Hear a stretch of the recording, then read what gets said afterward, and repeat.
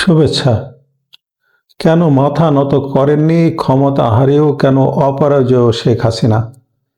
পলাশীর প্রান্তর ১৭৫৭ সাল। নবাব সিরাজউদ্দৌলা পরাজিত হয়েছিলেন ঠিকই, কিন্তু ইতিহাস তাকে মনে রেখেছে এক মহানায়ক হিসেবে।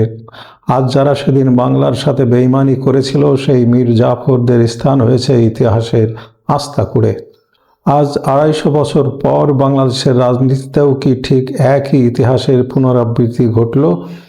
আমেরিকার দীর্ঘমেয়াদী ষড়যন্ত্রে শেখ হাসিনার পতন হয়তো হয়েছে, কিন্তু অনেকেই বলছেন এই পতনই শত্রুর মুখে ছাই দিয়ে অলক্ষ্যে অজান্তে তাকে বসিয়ে দিয়েছে ইতিহাসের এক অনন্য উচ্চতায়। অন্যদিকে ক্ষমতার লোভে যারা আমেরিকার শর্তে মাথা নত করেছে, সেই অন্তর্বর্তীকালীন সরকার, তারেক জামাত সরকার এবং সেনাবাহিনীর একটি অংশ এবং ডলার খোর তথাকথিত ছাত্র জনতা সহ হিজবুতি জঙ্গি দেশি বৈদেশি দলগুলো কি তবে আধুনিক যুগের মীর জাফর? আজকের ভিডিওতে আমরা উন্মোচন করব ৫ই আগস্টের নেপথ্যের সেই মার্কিন ষড়যন্ত্র এবং নির্বাচনের ঠিক ৩ দিন আগে হওয়া এক দেশবিরোধী গোপন চুক্তির চাঞ্চল্যকর তথ্য। প্রচার করা হয় যে শেখ হাসিনার পতন হয়েছে ছাত্র জনতার তুমুল আন্দোলনের মধ্য দিয়ে, কিন্তু রাজনৈতিক বিশ্লেষকদের একটি বড় অংশের দাবি এই পতনের নেপথ্যের মূল কারিগর ছিল খোদ আমেরিকা। আর এর সবচেয়ে বড় প্রমাণ মেলে গত ৯ ফেব্রুয়ারি। নির্বাচনের ঠিক ৩ দিন আগে আমেরিকা একটি দেশবিরোধী গোপন চুক্তি সম্পন্ন করে। এই চুক্তিটি শেখ হাসিনা ক্ষমতায় থাকলে কোনোভাবেই সম্ভব ছিল না, কারণ তিনি বারবার একটি কথাই বলতেন, ক্ষমতার জন্য আমি দেশ বিক্রি করি না। ইউনিসীয় বাহিনীকে ক্ষমতায় বসিয়ে আমেরিকা তাদের দীর্ঘদিনের লালিত স্বার্থ হাসিল করে নিয়েছে।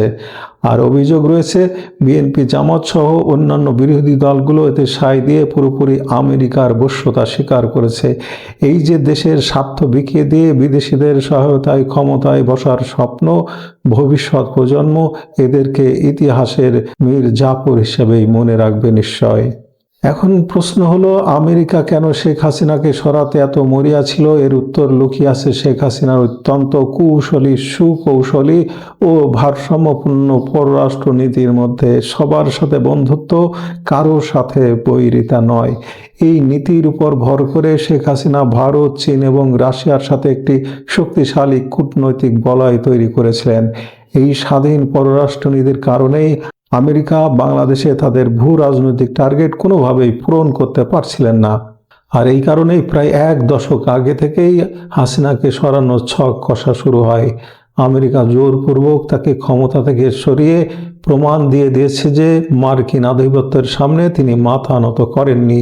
নৈতিকভাবে তিনি কখনোই আপোস করেননি। আওয়ামী লীগ ও শেখ হাসিনার সাম্রাজ্যের পতন হয়তো ঘটেছে, কিন্তু আশ্চর্যের বিষয় হলো আমেরিকা এই ষড়যন্ত্র করে উল্টো শেখ হাসিনারই উপকার করেছে। তিনি ক্ষমতা হারিয়েছেন ঠিকই, কিন্তু দেশের মানুষের একটি বড় অংশের কাছে তার দেশপ্রেমিক ভাবমূর্তি আজ আরো বেশি উজ্জ্বল। সিরাজউদ্দৌলার মতো তিনিও ক্ষমতা হারিয়ে মহানায়ক হিসেবে অমর হয়ে থাকবেন। অন্যদিকে যারা বিদেশিদের এজেন্ডা বাস্তবায়ন করে পিছনের দরজা দিয়ে ক্ষমতায় এসেছে বা আসতে চাচ্ছে, তাদের ভবিষ্যৎ কি?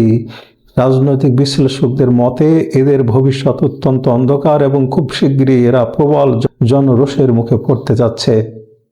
দর্শক, ইতিহাস কাউকে ক্ষমা করে না। আজ যারা মীর জাফরের ভূমিকায় অবতীর্ণ হয়েছে, কাল তাদের বিচারও এই বাংলার মাটিতেই হবে বলেই অনেকে বিশ্বাস করেন। শেখ হাসিনা কি সত্যিই ইতিহাসের মহানায়ক হয়ে থাকবেন? আর আমেরিকার এই গোপন চুক্তির ফলে বাংলাদেশের ভবিষ্যৎ কোন দিকে যাচ্ছে? আপনাদের মূল্যবান মতামত অবশ্যই কমেন্ট করে জানাবেন। ভিডিওটি ভালো লাগলে লাইক দিন এবং এমন আরও বিশ্লেষণধর্মী প্রতিবেদন দেখতে আমাদের চ্যানেলটি সাবস্ক্রাইব করুন। দেখা হবে পরবর্তী ভিডিওতে।